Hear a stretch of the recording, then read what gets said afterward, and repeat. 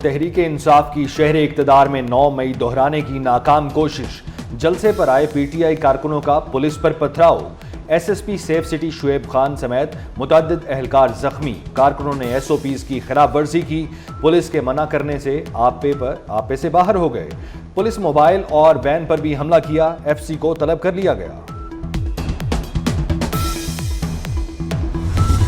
P T I کارکنوں کا police پر حملہ، وفاقی وزیر داخلہ محسن نقوی کا نوٹس، آئی جی سے رپورٹ طلب، زخمی S S P safe city کو فون کیا، خیریت دریافت کی، زخمی اہلکاروں کا بہترین علاج کیا جائے، وفاقی وزیر داخلہ کی ہدایت۔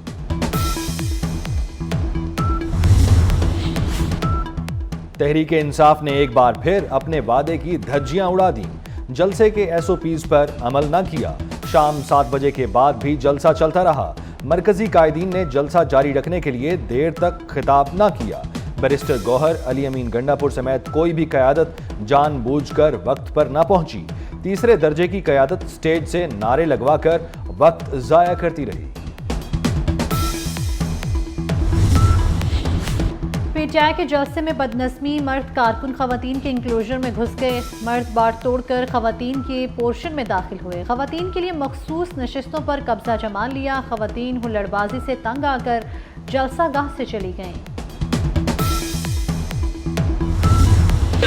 اتنے شور کے بعد کھودا پہاڑ نکلا چوہا، وہ بھی مرا ہوا، عوام کا جو سمندر نکلنا تھا وہ کہیں نظر نہیں آیا، تبدیلی کا جذبہ، تبدیلی کا جنون، اِنَّ لِلَّهِ وَإِنَّا إِلَيْهِ راجعون۔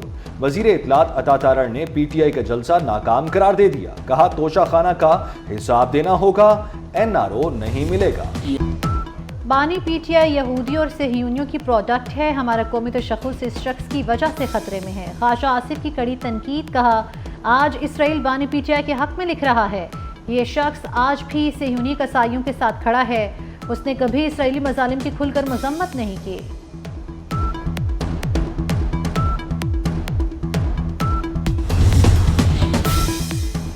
بانی پی ٹی آئی اسرائیل کا سیاسی برانڈ ہے، رانا ثناء اللہ نے کہا بانی کے تانے بانے کھل کر سامنے آ چکے، اسرائیل ٹائمز نے پاکستان میں انقلاب اور تبدیلی لانے کی حقیقت کھول دی، 9 مئی کے حملوں کی وجوہات مزید واضح ہو چکی ہیں، اس سب کا مقصد پاکستان کی اسلامی نظریاتی سوچ اور خارجہ پالیسی کو نقصان پہنچانا ہے۔ جلسے سے نہیں پی ٹی آئی کی کرتوتوں سے ڈر لگتا ہے، اسما بخاری نے کہا یہ تماشے اور ڈرامے کرنے ہیں تو کی پی پہ ہی کر لو، انہوں نے پی ٹی آئی جلسے میں خیبر پختونخوا کے سرکاری وسائل کے بے دریغ استعمال کا الزام لگایا، یہ بھی کہا پی ٹی آئی کو جلسے کے لیے لوگ نہیں مل رہے، فیک ویڈیوز اور تصاویر پوسٹ کی جا رہی ہیں۔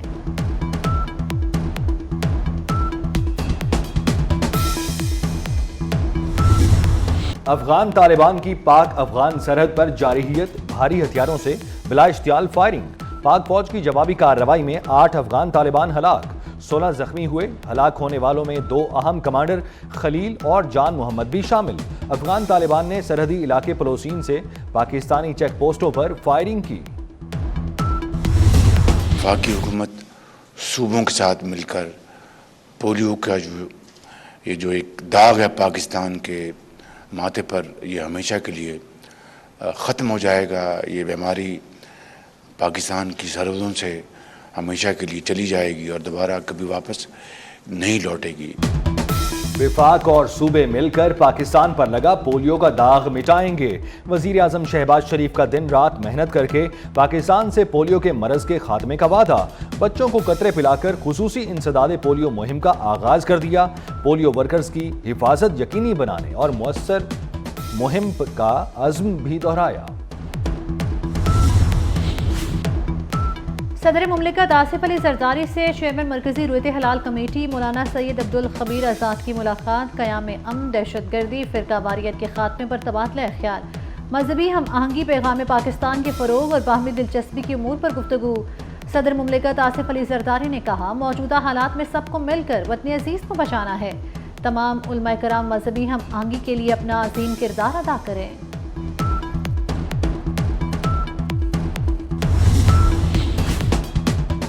مریم نواز نے ڈی جی خان سے واپسی پر گاڑی چائے کے ڈھابے پر روک لی، وزیر اعلیٰ نے چارپائی پر بیٹھ کر چائے پی، شہریوں نے بجلی کی قیمت 14 روپے فی یونٹ کم کرنے پر مریم نواز کا شکریہ ادا کیا۔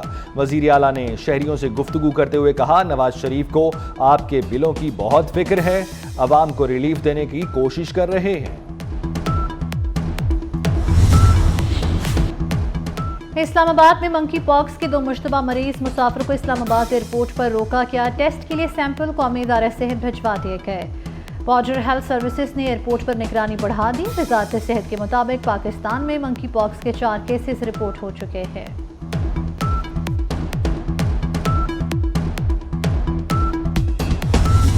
مراکش میں یوم دفاع ملی جوش و جذبے سے منایا گیا۔ پاکستانی سفارت خانے میں خصوصی تقریب، مراکش میں موجود غیر ملکی سفیروں سمیت دیگر اعلیٰ حکام کی شرکت۔ پاکستانی سفیر نے پاک فوج کے شہداء کو خراج عقیدت پیش کیا۔ تقریب کے دوران یوم دفاع مناسبت سے کیک کاٹا گیا، ملی نغموں کی دھنیں بھی بجائی گئیں۔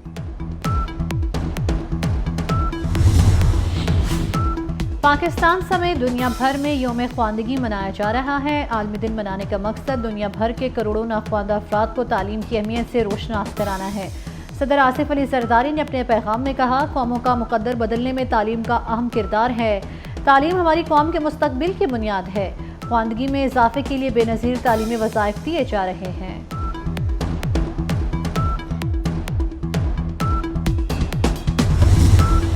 غزہ کی پٹی میں اسرائیلی فورسز کی آگ اور خون کی ہولی جاری۔ 2 روز کے دوران اسرائیلی حملوں میں مزید 61 فلسطینی شہید، 162 افراد زخمی ہو گئے۔ اسرائیلی حملوں میں اب تک 41,000 کے قریب فلسطینی شہید ہو چکے۔ رفح میں اسرائیلی فوج کے انخلا کے بعد 2 فلسطینیوں کی لاشیں برآمد۔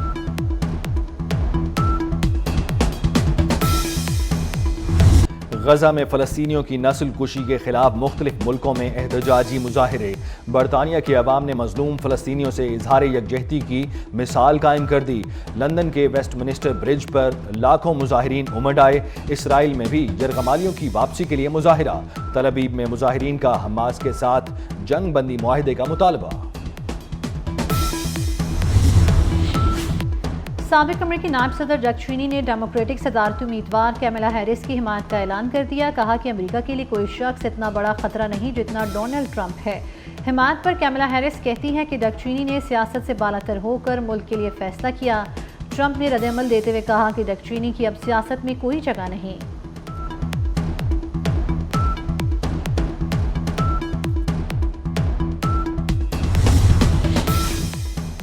سمندری طوفان یاگی چین اور ہانگ کانگ میں تباہی مچانے کے بعد ویتنام پہنچ گیا۔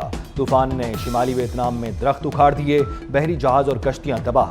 پول اکھڑنے کے بعد کئی علاقوں کو بجلی کی فراہمی معطل۔ مختلف حادثات میں 4 افراد ہلاک، کئی زخمی، متعدد لاپتہ۔ چین کے صوبے مینان سے 4 لاکھ افراد کو محفوظ مقامات پر منتقل کر دیا گیا۔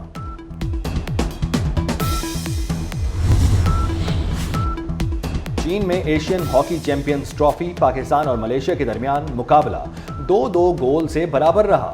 پاکستان اور بھارت کے درمیان مقابلہ 14 ستمبر کو ہوگا۔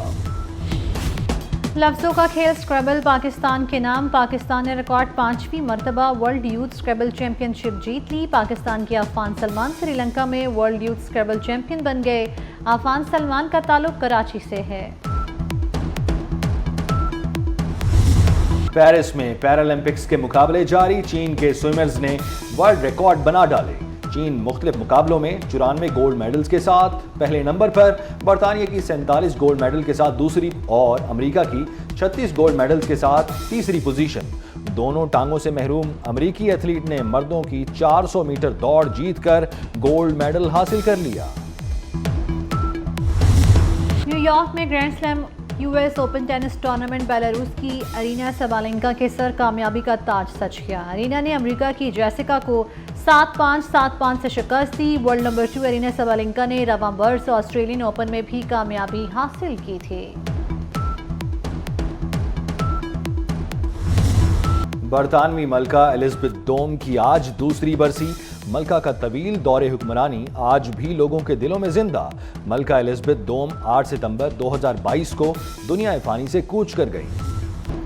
اور پرکشش آواز، دل نشیں انداز، عائشہ بھوسلے کو سالگرہ مبارک۔ نامور گلوکارہ 91 برس کی ہو گئی۔ 6 دہائیوں سے فلم انڈسٹری کو 12,000 سے زائد دلکش نمغات دے چکی ہے۔